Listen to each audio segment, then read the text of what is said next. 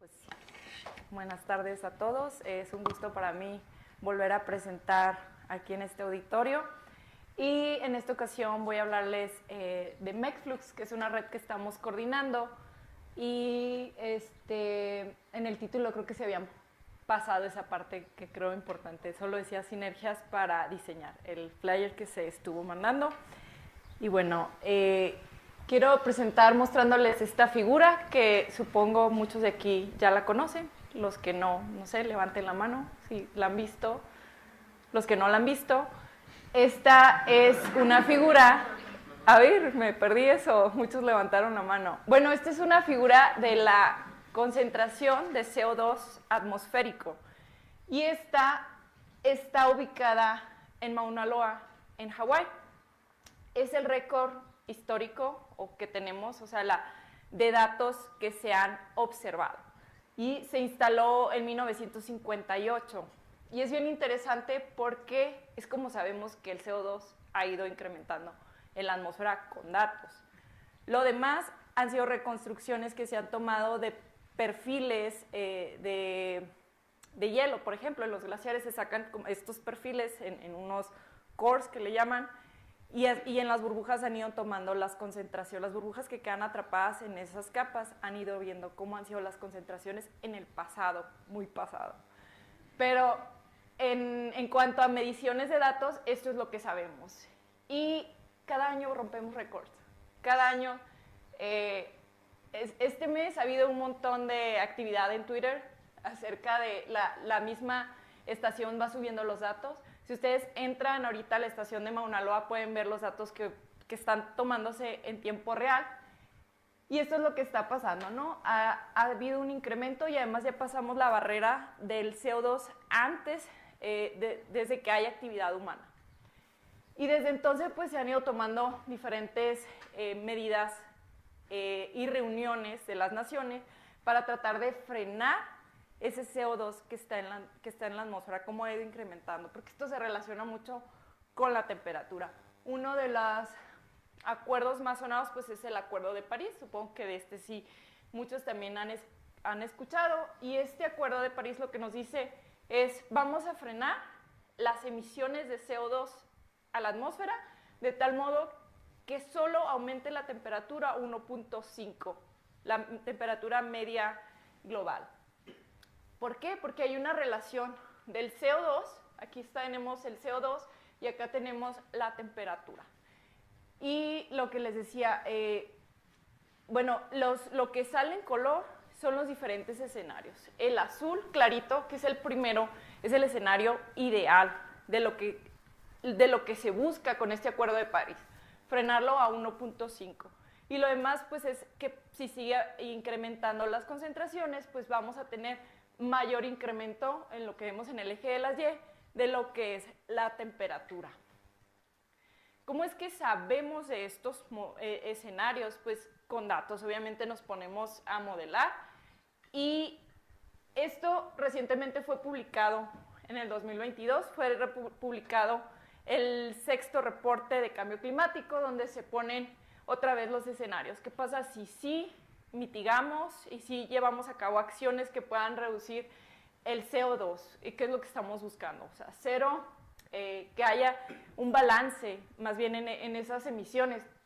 Y eso es lo que se está buscando. Igual, la línea azul es lo que representa limitar el calentamiento global a 1.5 y a 1.5 grados, y estos son los segundos escenarios, que por cierto ya está la discusión este año de que esto no lo vamos a alcanzar, que es más plausible que vamos a estar en el escenario número de los 2 grados Celsius. Y vemos las incertidumbres y lo que pasaría si no se implementa ningún tipo de política para mitigar eso. Entonces, ¿cómo es que están construidos los modelos? Ahorita hablaban de modelos y los modelos son muy complejos, ¿no? Entonces, están construidos por diferentes piezas o diferentes modelos chiquitos. Una regresión, pues es un modelo, se van poniendo, pero los modelos del clima, pues son muchos modelos y incorporan diferentes áreas del conocimiento. Una de las partes en las que pues, yo he centrado mi investigación tiene que ver con el ciclo del carbono y la dinámica de la vegetación. Y por eso, pues lo que hacemos es muy importante para relacionarlo con esto y bajar las incertidumbres. Y en cuanto al ciclo del carbono, me gustaría nada más aquí, hay muchos datos, muchos números, pero me gustaría llamar su atención a estos 3 valores. Una son las emisiones de CO2 que van hacia la atmósfera, que tienen que ver con la quema de combustibles fósiles, y bueno, también hay emisiones por el cambio de uso de suelo, que juntas pues son como 10 gigatoneladas, y cómo es que se regresa ese CO2 que está aumentando en la atmósfera a los ecosistemas o a la superficie terrestre, que tiene que ver con la parte de la vegetación, esta flecha en verde, y tiene que ver con la asimilación que ocurre en los océanos por el fitoplancton y las algas. De cómo evaluemos estas flechas y estas emisiones y hacia dónde van y cómo se recircula, va a depender todo nuestro conocimiento o gran parte de nuestro conocimiento sobre la variabilidad climática, que podamos entender el ciclo global del carbono y que podamos desarrollar políticas públicas para mitigar el cambio climático, y también que podamos hacer mejores proyecciones y que los escenarios o esas incertidumbres que vemos en los escenarios se vayan reduciendo. Entonces, ¿dónde ocurre o cómo es que ocurre la mitigación del CO2 en los ecosistemas terrestres?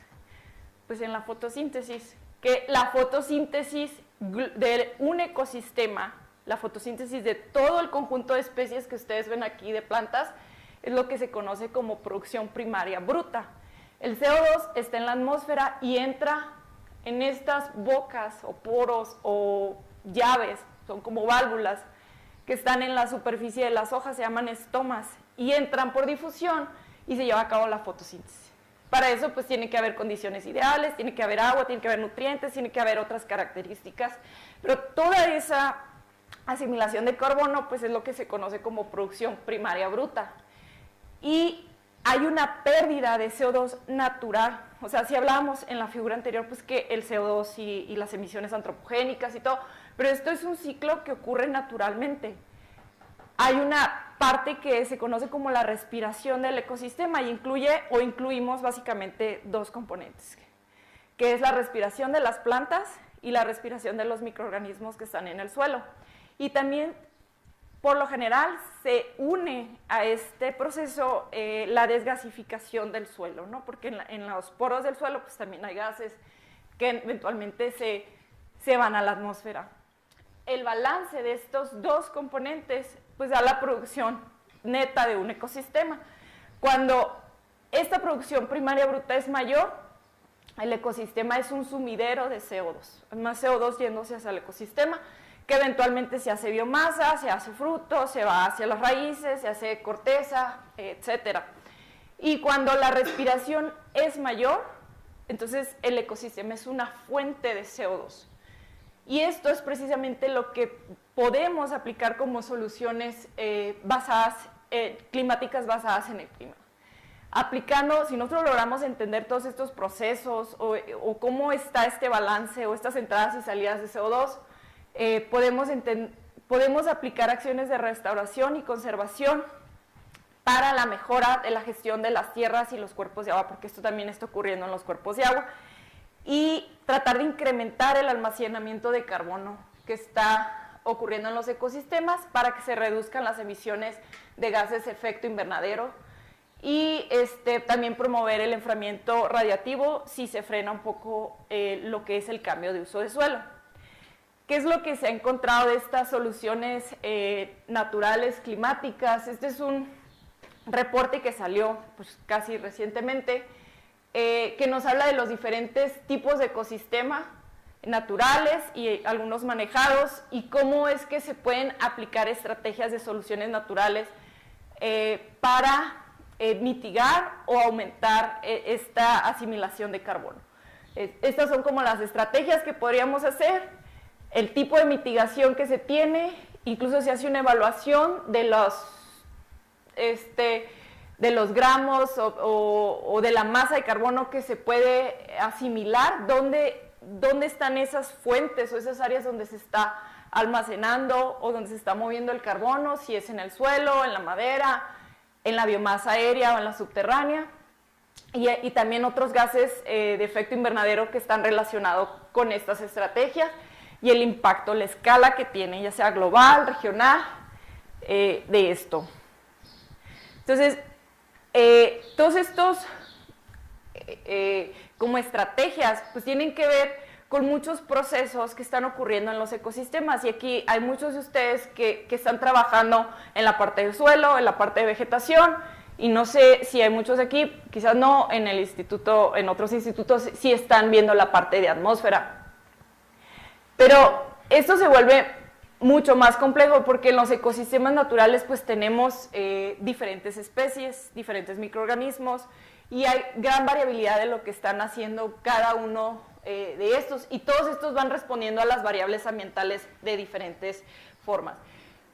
Y también responden esas variables en diferentes escalas, escalas del tiempo o escalas temporales. También aquí hay muchos de ustedes trabajando en las diferentes escalas, ¿no? Lo que nosotros tratamos de hacer es ver qué es lo que pasa. Bueno, con esta parte no le entro mucho, pero a esta parte de la hoja, al ecosistema, y parte más regional, pues sí es lo que estamos viendo. Los procesos, cómo es que están ocurriendo. En cuanto a las diferentes escalas de tiempo, pues qué es lo que pasa en un día, qué es lo que pasa con las estaciones del año, las temporadas secas, las húmedas, y qué es lo que pasa con la variación interanual.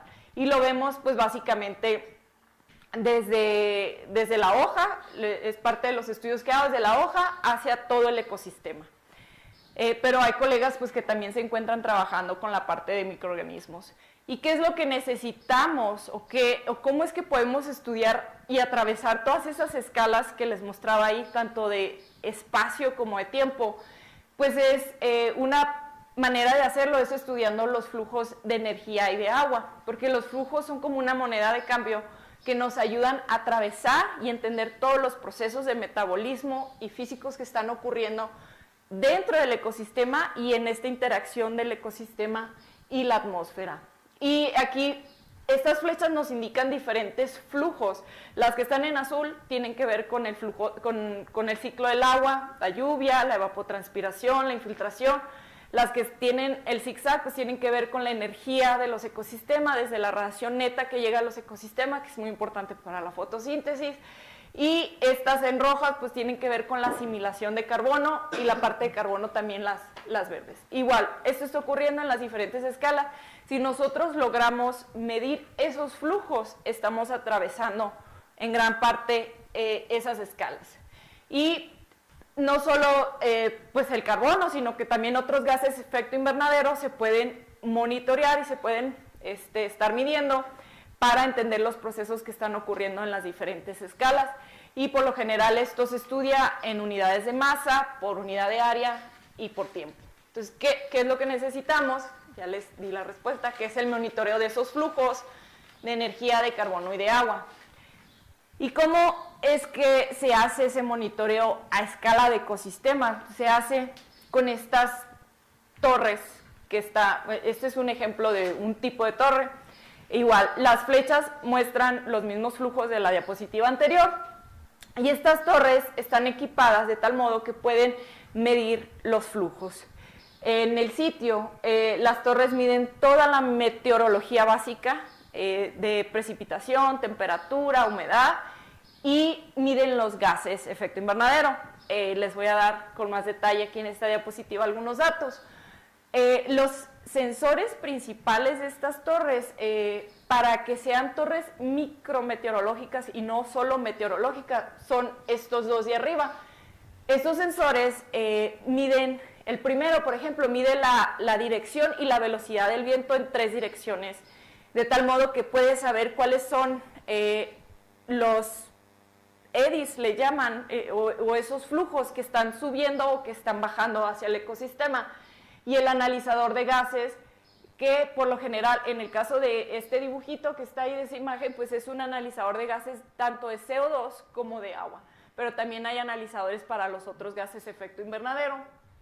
Y están los otros sensores que miden toda la meteorología, pues de presión, velocidad del viento, la horizontal, los sensores de radiación, temperatura, etcétera, ¿no? Algunos seguramente los han visto algunos tipos de estos sensores, los pluviómetros, y todo se almacena en un data logger. Toda la información se va almacenando. Cabe mencionar que son equipos bastante caros.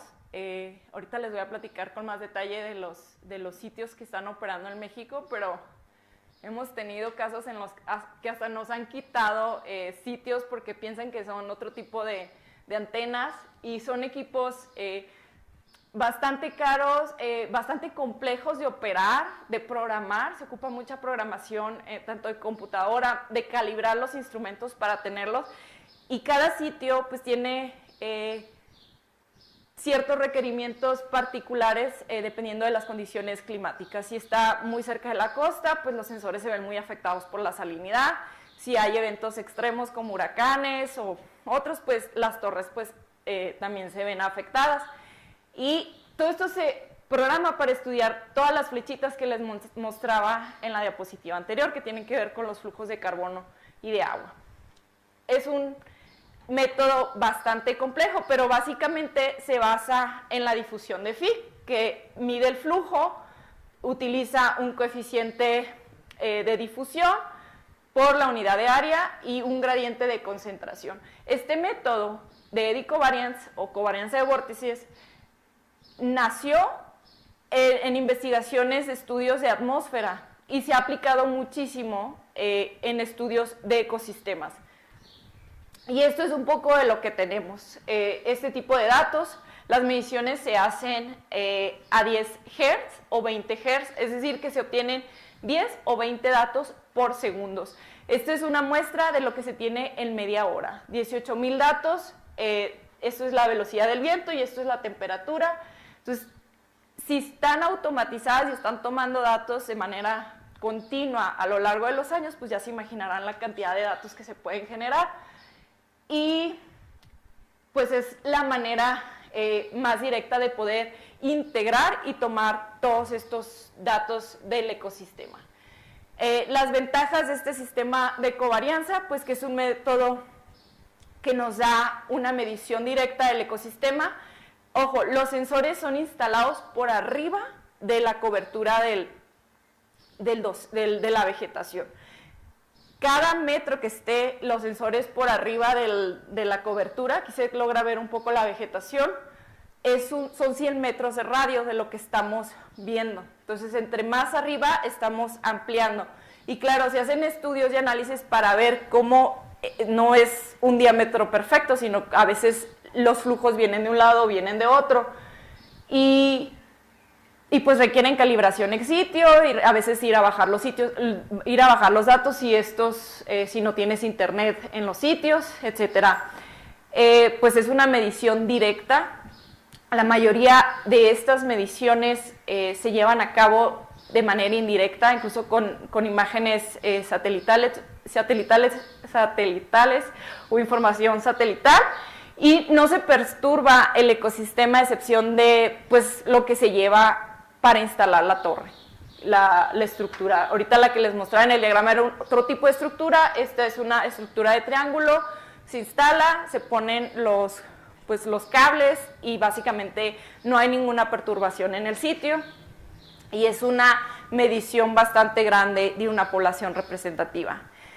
Los datos que podamos obtener de una torre de estas, pues nos va a ayudar a informar cuáles son los procesos que están ocurriendo en el ecosistema de respiración, de productividad primaria bruta, productividad primaria neta. Nos ayuda a identificar la respuesta que tiene ante el clima, porque las torres están tomando toda la meteorología básica.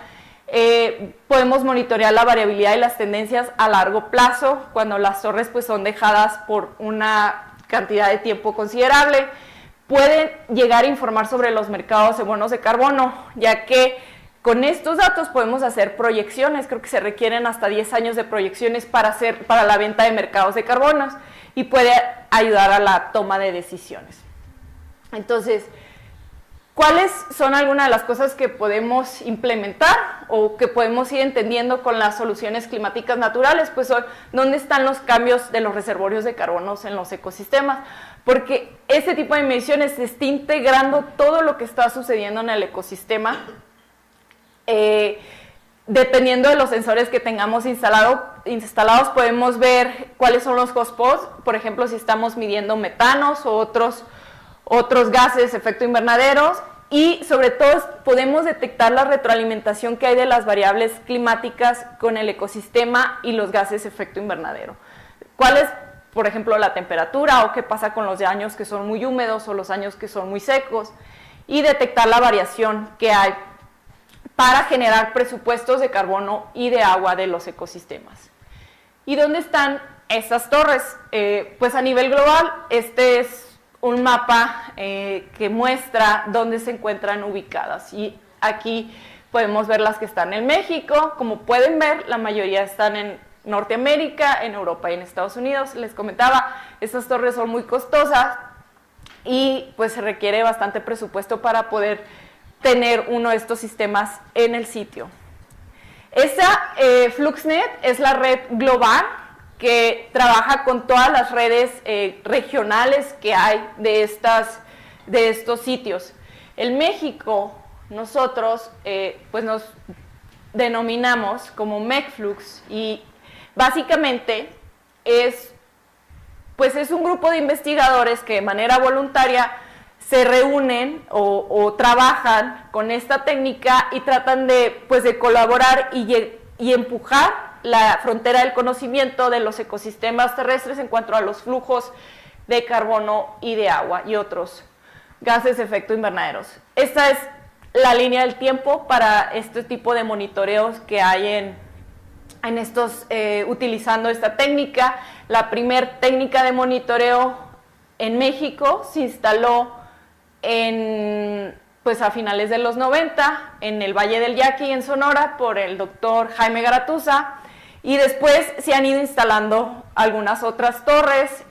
Se consolida en el 2013 la red de MECFlux por el doctor Enrico Yepes y el doctor Rodrigo Vargas, y se sigue trabajando, ¿no? Se trabaja creo que este salió en el 2019, donde publicamos el estado del ciclo del carbono, tanto azul como verde en México, con otros investigadores, y se publicó recientemente un reporte especial con varias publicaciones que derivan de este monitoreo, y hemos estado trabajando en tener activa la comunidad de esta red.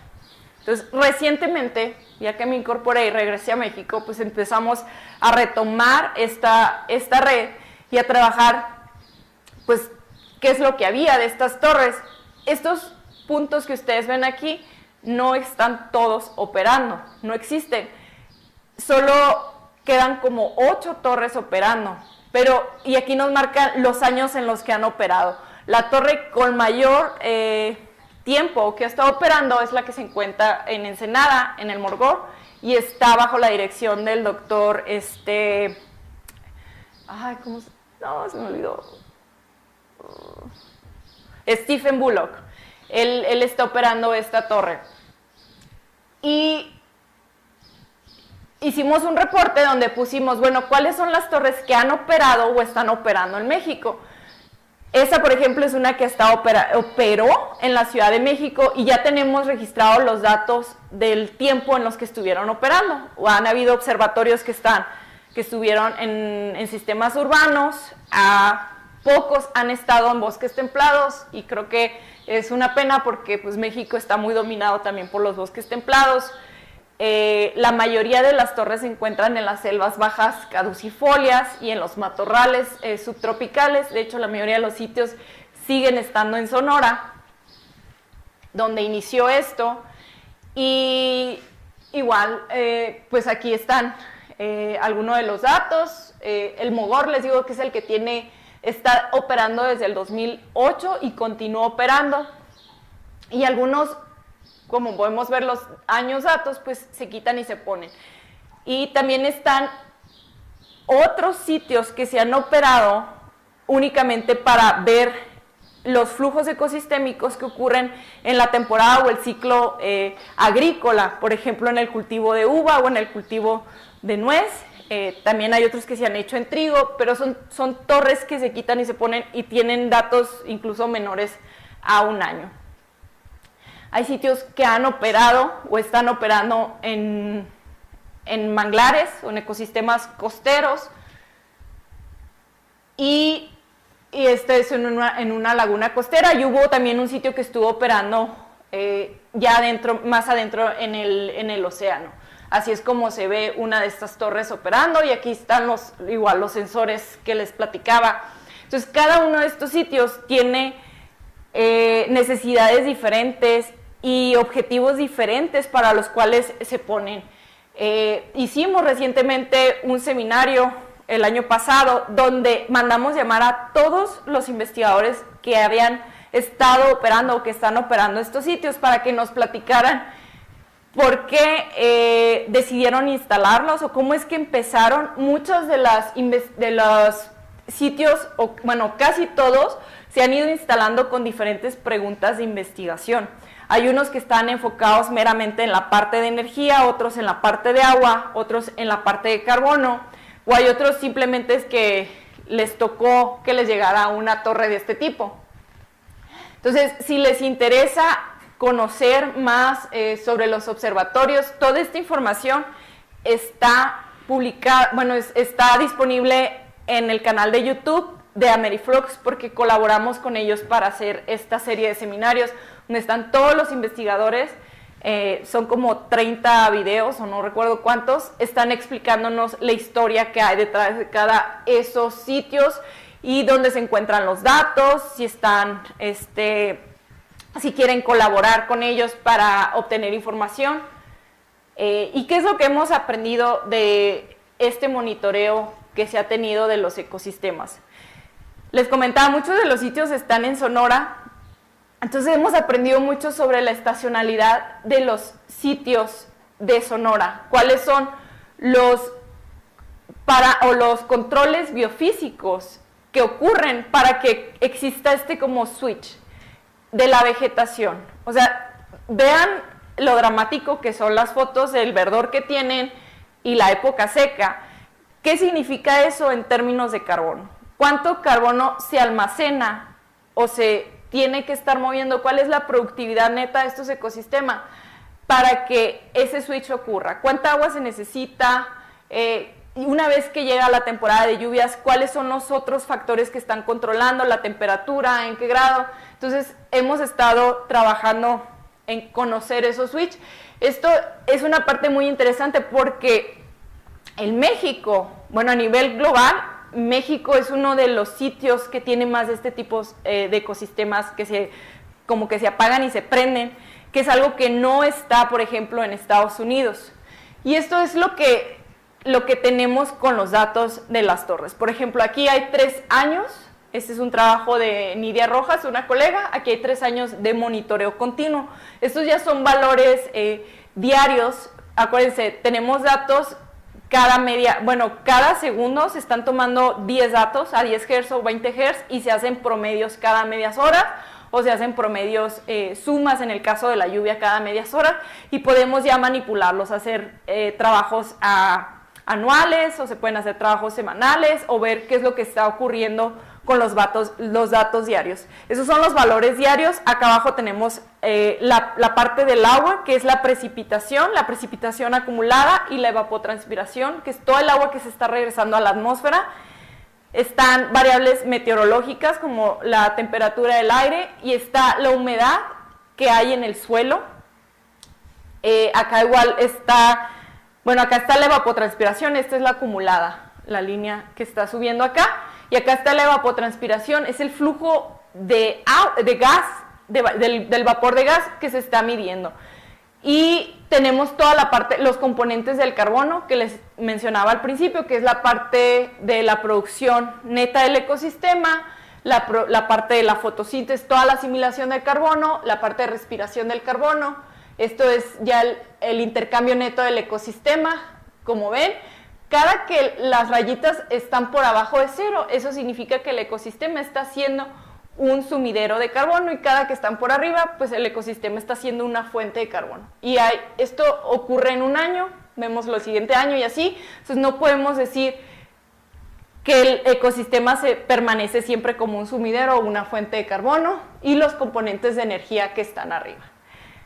Con esta información se pueden generar datos o regresiones como la que está en la figura de acá, que es ver cuál es el intercambio neto de carbono y todos estos procesos que engloba el intercambio neto de carbono y su relación con la energía o la densidad del flujo de fotones de fotosíntesis. Los valores que podamos obtener de esas regresiones son parámetros muy importantes para poder calibrar la información que nos dan los satélites.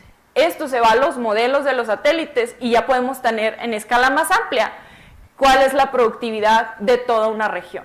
Si no tenemos estos datos, pues a lo mejor utilizan una regresión de un bosque o una selva que se encuentra, no sé, en la India o en algún otro país, si no estamos generando los valores y los parámetros para los ecosistemas de México. Esto nada más relacionado con la energía, pero también se pueden generar parámetros relacionados con el agua.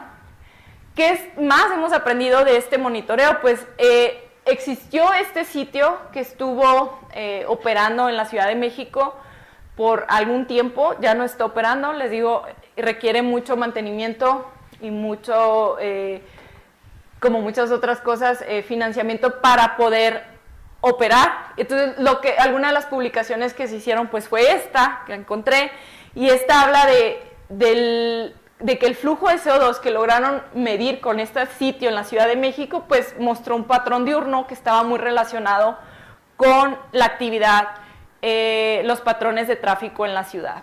Esto no tiene que ver tanto con los procesos del ecosistema como tal, aquí son otros, no tiene que ver con fotosíntesis ni se está asimilando carbono, sino que tiene que ver con la actividad antropogénica del sitio. De las cosas que hemos aprendido, pues tiene que ver con la representatividad de México. Les mostraba ahorita un mapa muy bonito, lleno de puntos, y les digo, no está así México. México es un país megadiverso, es un país muy complejo, tiene una topografía de las más complejas a nivel global, y tiene algunos problemas sociales, problemas que quizás nos impiden de cierto modo tener sitios en todas partes, por lo aislado que pueden ser algunos sitios, pero se han hecho estudios en los que se ha trabajado sobre la representatividad de México. Al 2019 había 14 sitios operando, y básicamente todo lo que ven en negro era lo que no representaban las torres. Era lo que no. Entonces, esas torres representan ecosistemas muy puntuales y sitios muy puntuales, pues básicamente es muy poco. Tampoco podemos llenar México de estas torres por muchas razones que les estaba mencionando, pero lo que sí se puede ir haciendo es generando los datos y los parámetros y las variables de esos controles biofísicos que están, controlando los flujos de carbono y de agua o de otros gases de efecto invernadero, para ir haciendo relaciones y ir conectando mejor con la información satelital y otras escalas. Algunas de las otras cosas que hemos aprendido pues tienen que ver con informar soluciones naturales, y este es un trabajo muy bonito en el que participé, donde se combinaron dos modelos, un modelo ecohidrológico que incluía todas estas variables y toda esta información de las torres que salía, y se incluyó un modelo a nivel de suelo. Se tomaron varias proyecciones que son las que vienen aquí abajo, varias proyecciones de cambio climático que aumentaba el CO2 o que aumentaba la temperatura, y lo que se encontró es que básicamente la parte de carbono, que es el GPP, que es toda la fotosíntesis, la respiración, y NP, pues cambiaba. Sobre todo esta disminuía conforme se aumentaba la temperatura y el CO2. Sin embargo, la eficiencia del uso del agua, que es lo que viene acá, que es cuánta agua le está costando al ecosistema estar capturando carbono, incrementaba. Y eso es lo que se encontró, y eso nos puede hablar bastante de la resiliencia que tiene el ecosistema ante la variabilidad climática futura o que está ocurriendo en el sitio. Algunos de los estudios ecofisiológicos que se han realizado pues tienen que ver con ir integrando estas partes de procesos de carbono, la productividad neta del ecosistema, la fotosíntesis total del ecosistema, la respiración, con las variables ambientales. Por ejemplo, igual, aquí es cuánto carbono, cuánto carbono puede el ecosistema almacenar según las unidades de agua que está perdiendo, que es la eficiencia del uso del agua que tiene. Y esto se puede hacer, como ven, de manera anual, de manera estacional, se puede dividir en la época húmeda, en la época seca, y cómo está ocurriendo esto en el periodo de crecimiento, en el máximo periodo de crecimiento, que es cuando están todas las condiciones ideales en el sitio. Esto nos informa muchísimo de la plasticidad que tiene el ecosistema y también se relaciona con la parte de la respiración del agua, y es obviamente un ecosistema, ese que les estaba presentado, pues muy manejado por el agua o muy controlado por el agua, y por eso esa respuesta de la eficiencia del uso del agua. Otra de las cosas que se han hecho o que buscamos seguir realizando es ver cómo podemos generar parámetros a escala de individuos que están en los ecosistemas donde están estas torres, para ver cómo podemos modelar la fotosíntesis.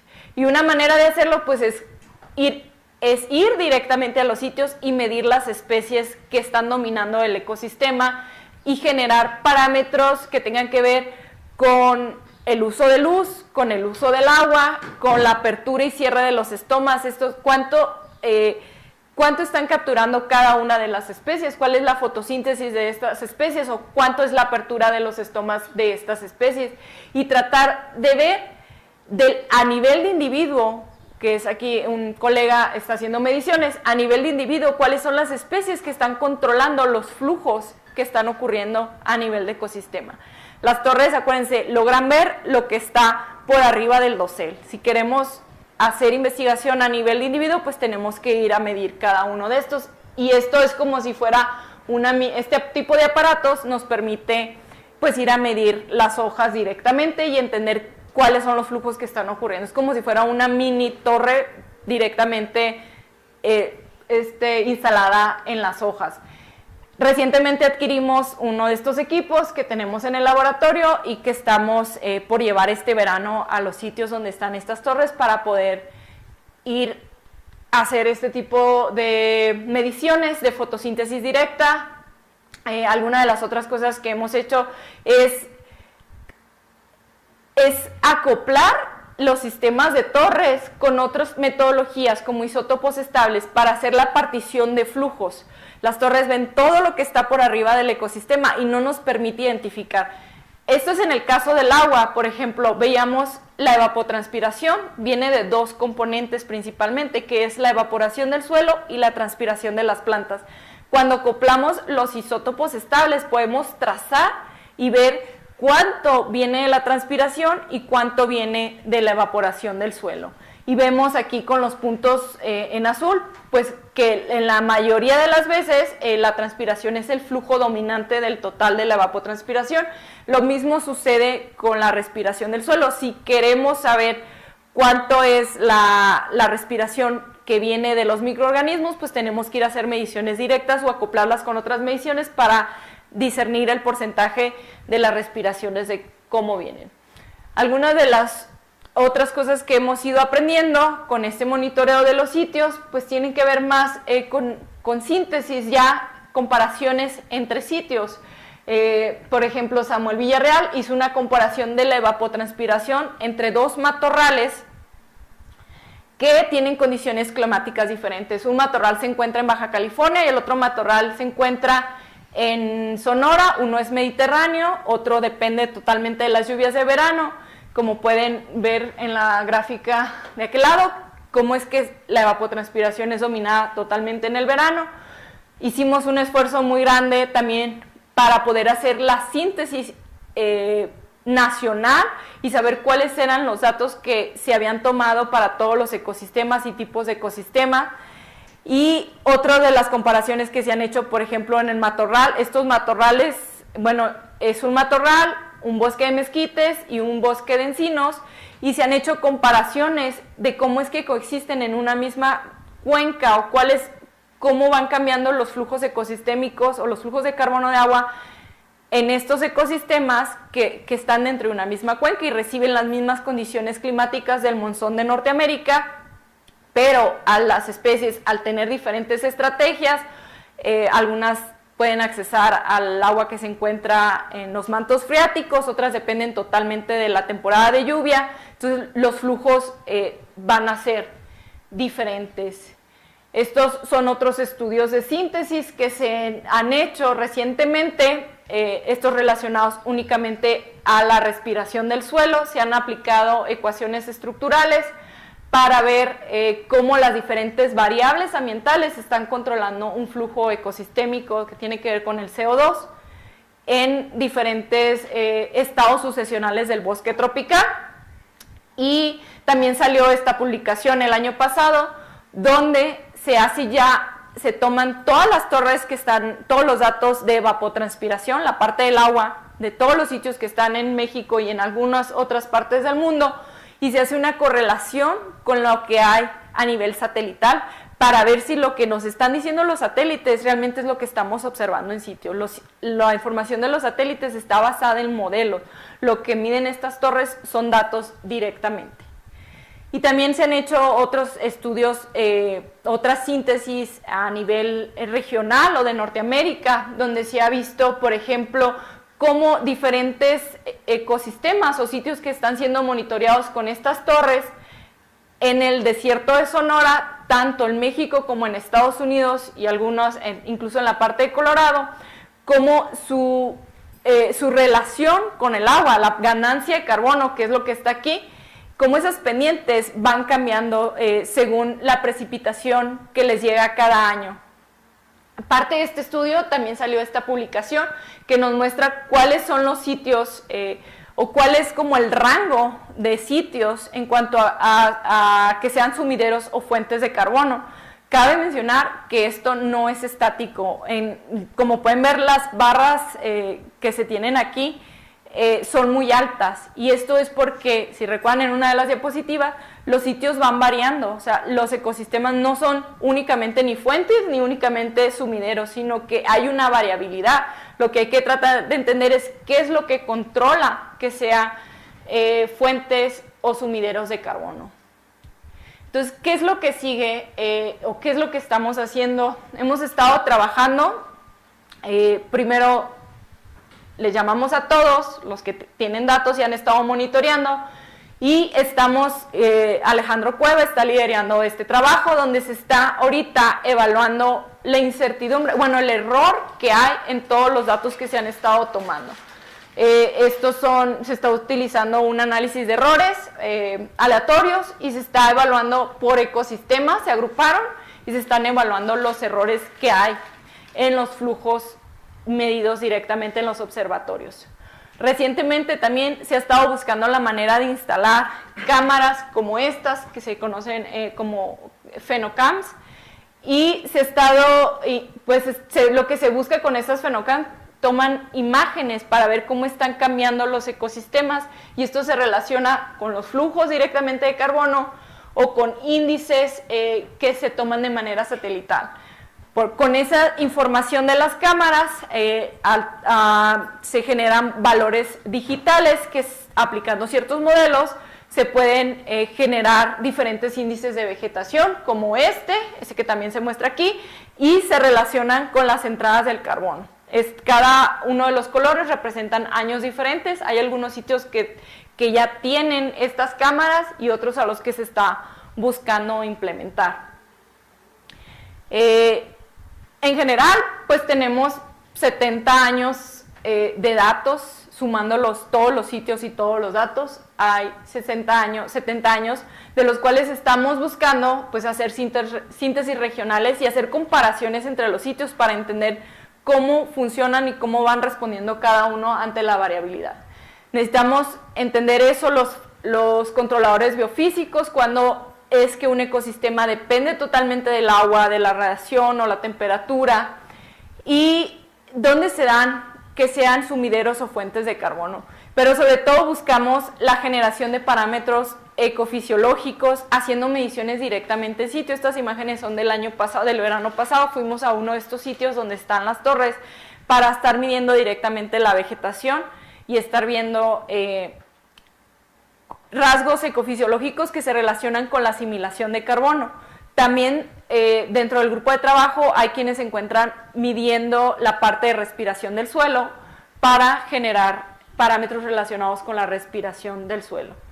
Algunas de las propuestas que han salido o en las que se busca trabajar o vamos a estar trabajando pues tienen que ver con informar, utilizar estos observatorios y relacionarlos como esas emisiones, cómo están relacionadas con el cambio de uso de suelo en los ecosistemas.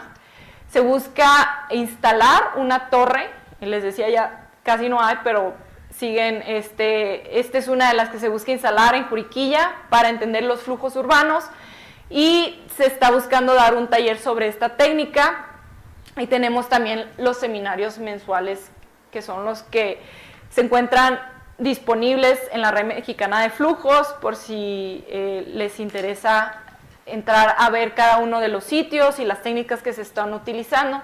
Hay muchas preguntas que quedan por contestar sobre los sitios mexicanos, y estos datos y esta información pues es muy importante. Ya se encuentra disponible, mucho de esta información está disponible en la red de Norteamérica, que es la Ameriflux. Se van subiendo los datos, se estandarizan, y ya no, o sea, ahorita decían, busqué datos meteorológicos y los bajé. Pueden entrar a la red y ver si a lo mejor a sus investigaciones están cercanas de uno de estos sitios, y pueden descargar los datos y hacer otro tipo de investigación. ¿Cuáles son los retos de esta técnica? Pues básicamente la técnica, les decía, es muy compleja, requiere mucho mantenimiento y es difícil, lo ha sido difícil sobre todo pues en un país como México, que no solo por las particularidades del país como tal, la complejidad del terreno, etcétera, sino también la parte de financiamiento ha impactado mucho en mantener estas redes. Bueno, esta red para el monitoreo a largo plazo, que sería lo ideal, que conociéramos cómo están los flujos de carbono y de agua o de gases de efecto invernadero en estos sitios o a nivel país, y pues básicamente el mantenimiento es un problema para cada uno de los sitios. La parte organizacional pues representa un reto, porque a veces estamos como grupos aislados trabajando cuando pues estamos tratando de unir toda esta información de los ecosistemas de México para entender los flujos de carbono. Y otro de los retos pues es la formación de nuevas generaciones y la parte de financiamiento. Los invito a que visiten la página donde ya está hemos estado poniendo toda la información de los sitios. Los datos no están en esta página, pero está la información de a qué investigador principal podrían contactar para que les pasen los datos si los llegan a ocupar. Y pues hay oportunidades en cada una de estas instituciones y universidades. Todos estos sitios están siendo operados por instituciones académicas en su mayoría, y pues si gustan también parte de esa información la pueden obtener de la página. Y aquí conmigo también estamos buscando estudiantes ya como comercial que quieran entrar a la licenciatura y la maestría y que quieran hacer investigaciones de este tipo utilizando el sistema de monitoreo de estas torres, pero también combinado con otro tipo de metodologías que nos puedan dar más información sobre los procesos del ecosistema.